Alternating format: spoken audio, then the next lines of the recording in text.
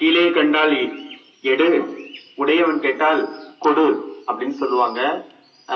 ஒரு 2 வாரத்துக்கு முன்னாடி நம்ம பள்ளிக்கூடத்துல பணம் கடந்து ஒரு மாணவி எடுத்து கொண்டாந்து கொடுத்தாங்க. நம்ம அன்னைக்கு கேட்டோம், யாரோடதுன்னு கேட்டோம். ஆனா யாருமே இது வரைக்கும் அந்த பணம் என்னோடதுன்னு நீங்க சொல்லல.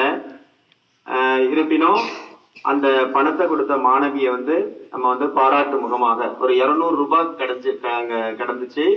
ஒரு நேர்மையோடு, ஏன்னா இன்னைக்கு நேர்மைங்கிறது இந்த உலகத்துல இல்லை, உண்மைங்கிறது உலகத்துல இல்லை.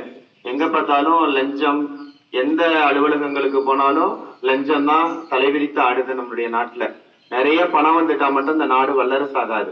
எப்ப ஒரு நாடு லஞ்சம் இல்லாமல் அதிகாரிகள் எல்லோரும் மக்கள் எல்லாம் நேர்மையாகவும் உண்மையாகவும் இருக்கிறாங்களோ அன்னைக்குதான் இந்த நாடு வல்லரசு ஆகும். இது போல நேர்மையான மாணவர்கள் எல்லாம் நம்ம நாட்டுல நிறைய உருவாகணும். எங்க பார்த்தாலும் உண்மை இல்லாத ஒரு சூழல் தான் நடந்துகிட்டு இருக்கு. அதனால அதனுடைய நேர்மையை பாராட்டி அந்த பெண்ணுக்கு அங்க பரிசு கொடுக்கணும் அப்படின்னு நினைச்சோம். இந்த பரிசினை நம்முடைய பொறுப்பு தலைமை ஆசிரியர் அவர்கள் கொடுக்குமாறு அன்போடு கேட்டுக்கொள்கிறேன்.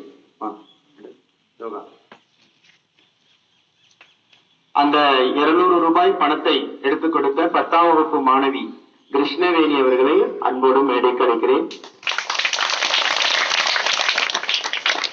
இந்த வெள்ளியிலான நீர் குவளையையும் இந்த வெள்ளியிலான உணவு டப்பாவையும் அவர்களுக்கு அன்பளிப்பாக அளிக்குமாறு அன்போடு கேட்டுக்கொள்கிறேன்.